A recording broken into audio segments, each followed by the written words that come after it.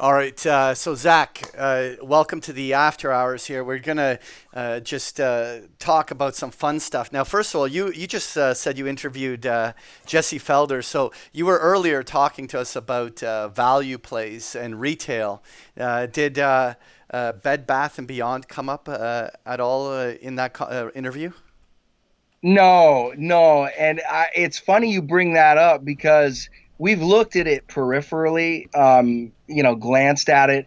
I don't know the story on that one. I know Yeah. some of the surrounding aspects of it, but no, no. And why do you ask? I'd love to hear why Oh you're no, no. asking. Jesse brought it up when he was on Macro Voices. Oh, So and so he act. That's why I figured because you interviewed him that he might have brought up the name when you were interviewing him, but he didn't. Um, no, he did it. He didn't. And in our peripheral glance at it, I just felt like in our opinion, I thought there were some other names that looked a little more attractive. right, So now right. Jesse's not in Seattle with you, right? Like he's out in the other. What's the fancy place? It's kind of like another town that's it's more in the mountains, right? Yeah, yeah, He's Bend, Oh, Oregon. that's So right. he's about if we doorstep to doorstep, he's about 5 hours away as far as driving goes. Oh, it's a Yeah. long And way. Oh, it's a yeah, long yeah, way. and he lives and it's just gorgeous. If anybody can ever get up to Bend, Oregon, I totally understand why he moved up there. It's just spectacular. Yeah. And now Seattle is a lot like Vancouver, right, in terms of the rain.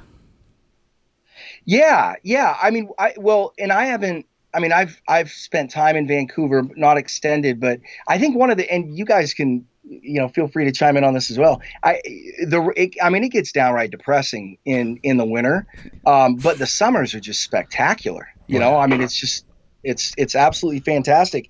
But yeah, it's kind of like in terms of weather and climate, it's kind of like being a teacher. Like, why do you live in Seattle because of June, July, and August? Yeah.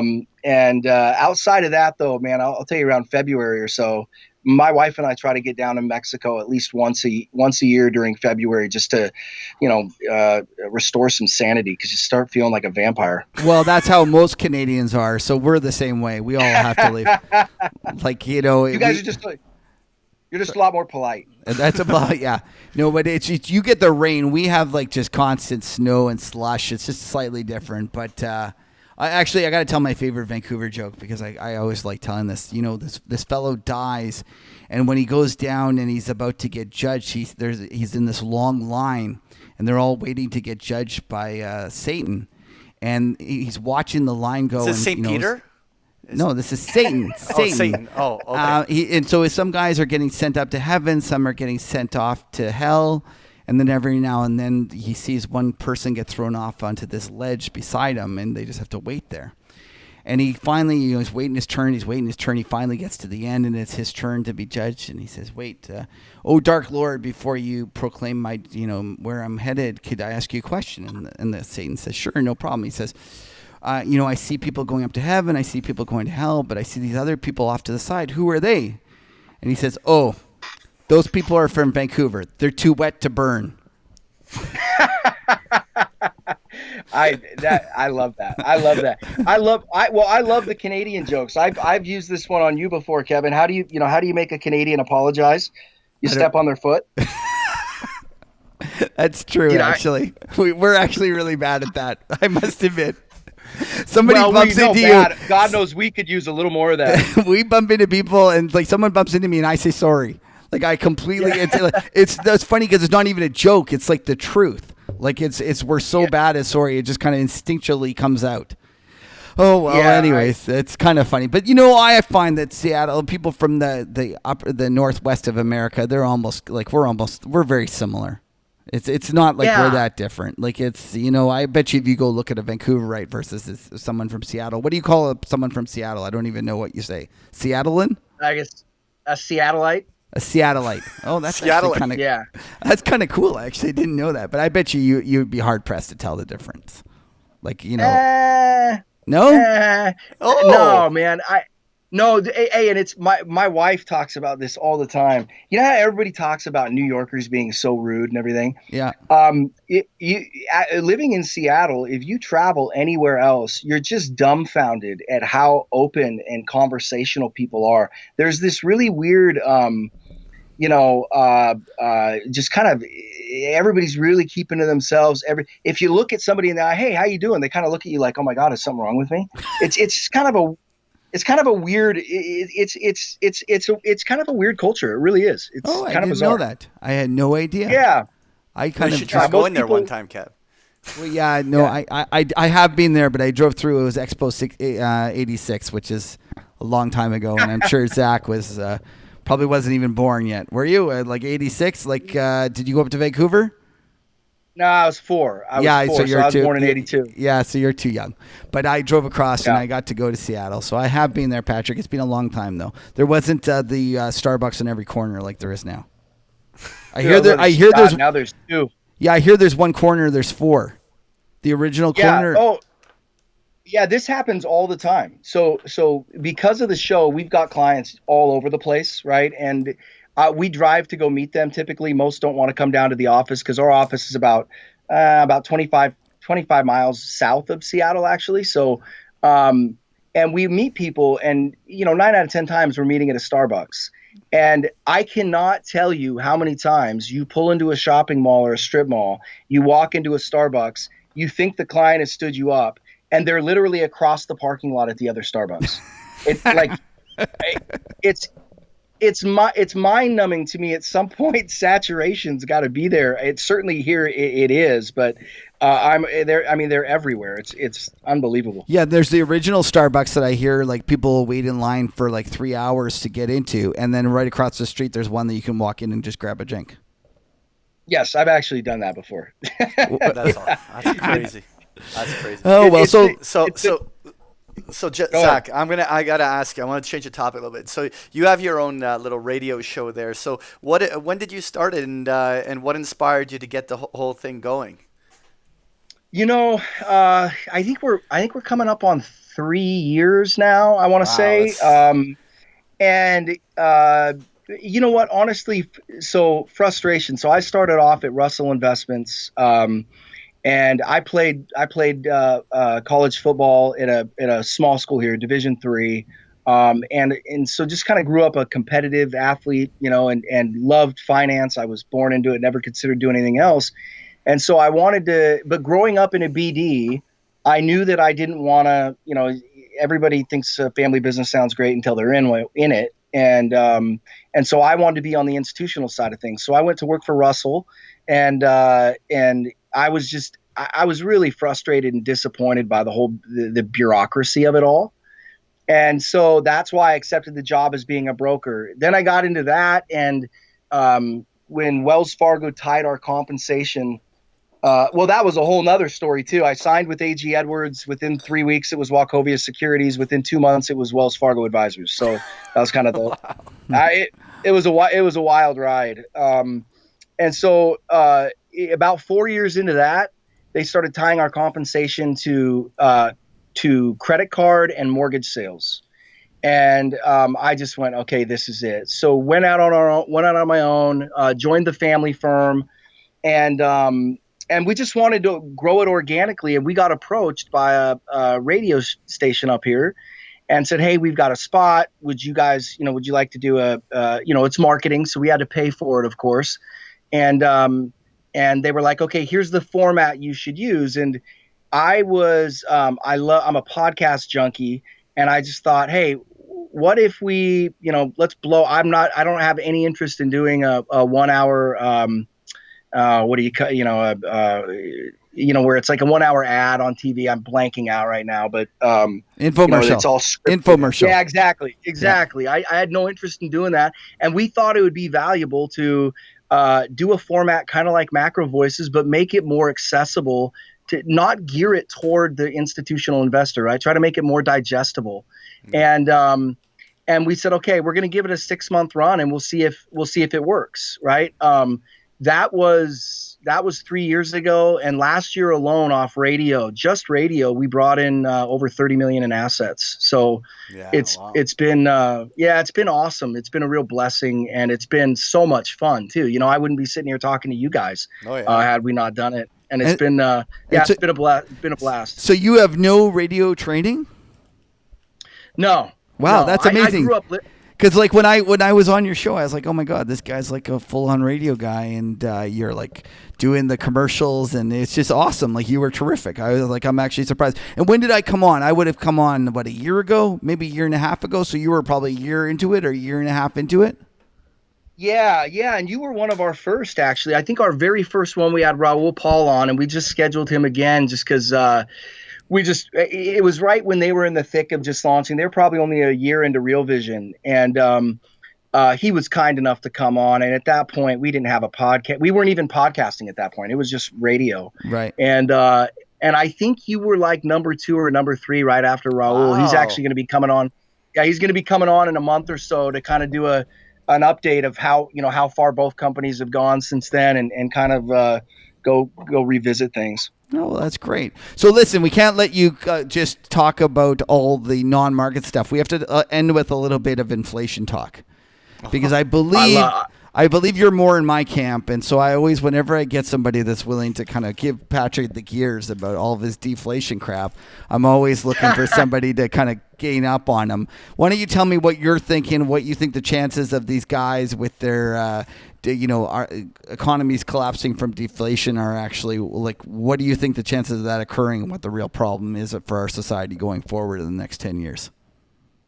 Okay, well, first of all, I love hearing you guys go back and forth about it, because it really is. It's like the conversation I've got going in my own mind. It really is, because I see so much what Patrick's talking about, yet at the same time, when this whole thing started back in 08, 09, I remember, spending a lot of time looking at it and thinking, if there is no constraint to money printing, if there is no constraint whatsoever, I don't know that we can have a deflationary collapse. And my inner value investor just cringes at that idea. Yet at the same time, it's kind of that whole Minsky moment thing, right? Where if something horrible can happen that can throw it all in reverse, it's just a matter of time. And to me, the thing that takes the key, and I'm not the first guy that said this, but not even close. But to me, if there's anything that takes the keys away, that really causes the most amount of pain, it's the inflation side of things. And but boy, is it just confusing right now, because the world is obviously choking on debt. And you can see how those dominoes would start to fall. So I'm going to I'll kind of ride the fence here. My personal outlook is, I think that we're going to see, it just seems culturally to me, especially here in the US, that we will see a deflationary type collapse. And that's when we will just go full tilt MMT. I fear that it could, I fear that it could usher, that it could usher in a Bernie Sanders type presidency, and then from there it's Katie bar the doors. Yeah, so you're actually a Patrick guy, so that's okay. I still like you, Zach. I welcome you, Zach, to the. Because actually, Patrick is more that way as well. Patrick always tells me my deflationary narrative is really a 1 to 3 year time horizon into the turn of the next business cycle. Because you're absolutely right. Because once we're in that cycle, they're going to do anything and everything to get us out of it, and that's when the more inflationary narrative has every chance of becoming reality. And so I'm not a long term deflationist. I think that. Yeah, and Patrick, I'm so sympathetic to both takes, but culturally it fits so well too, right? Because we've got this, again, especially here in the States, there's this rise and there's this big push towards socialism, and it just seems to me, and we both know, right? Free markets are not what created this problem. And in my view, this problem started in 1971, and it's been an unavoidable consequence. It's been a train coming down the tracks since then, But when this next collapse happens, you can just hear Bernie Sanders up on stage. See, we told you. It's going to be the final death knell. And everybody I can just see everybody capitulating and going, okay, that's right. We got to go the socialist route. That narrative just seems so clear. Yeah. And for those who don't know, 1971, you kind of referred to that. That was not the year that the music died and the 60s ended. It was the year that Nixon went off the gold standard. So I take it you're a little bit of a gold bug. What do you think about the gold miners here? Man, we're we're a gold bug, but I've got an interesting relationship to that. So my dad is actually the CEO of a ultra micro cap gold mining company based out of Colorado. And so I spent summers, multiple of my life at mine sites. I've been underground in Canadian mines, and it's kind of grew up in that industry. And so, if you're close to it, I ironically, I feel like it kind of precludes you from being a gold bug because you see the swings, and you know that when it's good to be in, it's good, and when it's not, get the hell out of the way. And so I think that I love Luke Groman's his saying, or his colloquialism, if you will, where he says that he thinks that eventually gold is going to be the credit default swap of this cycle. I think it will be too, and then I think that's probably when it'll be a time to step aside and get out of there. But the miners on a valuation basis, I think that I love them. I love them. We Oh, have I a love it. modest allocation.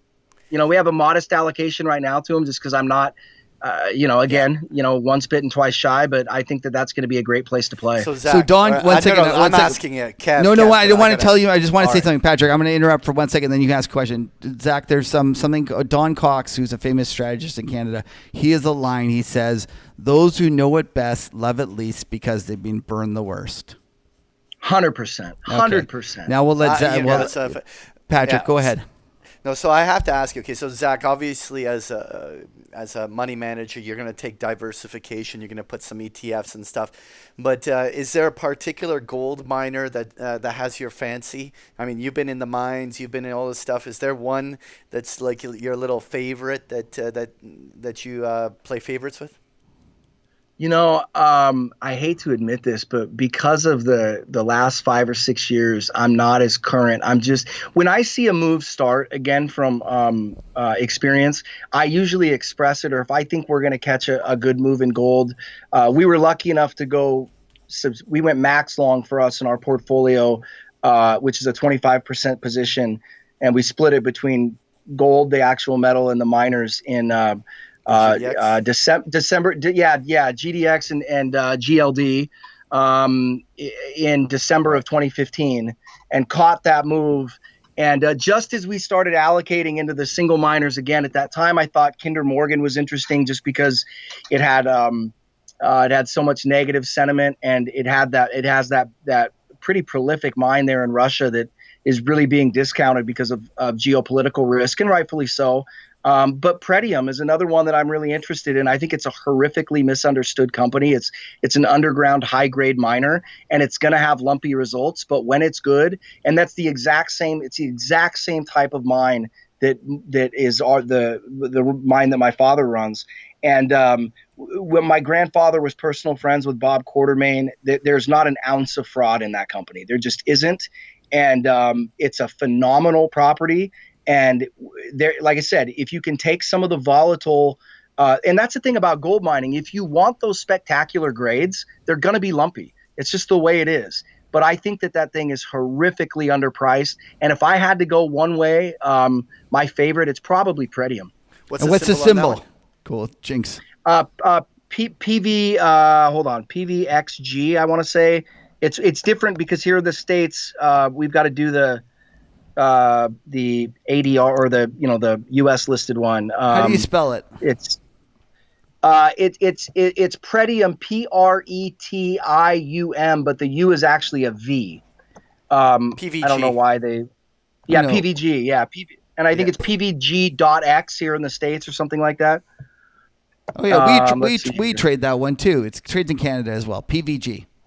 Yeah. Yeah, I think it's an incredible company, and I think it's the property is really incredible. The grades they're pulling out of there are insane, and a lot of the analysts aren't getting it because they're trying to comp it to an underground mine, or excuse me, an open pit, and your production and your grades are going to be so much more consistent out of an open pit.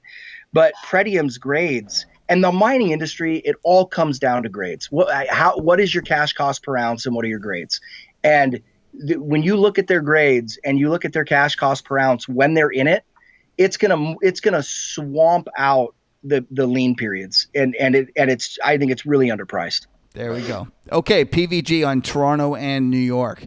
So, Zach, we're going to let you go. Thank you so much for coming. It's been a pleasure having you. We look forward to having you on again. All right, fellas, it's been a blast. I appreciate it. Love your show, and Patrick, love the work you do on Macro Voices, and I'd love to come on and chat with you guys again. All right. Take care. Thanks, Zach. Thanks again. All right. Cheers, Zach. All right, take care, guys. All right, Thanks. bye-bye. Bye-bye.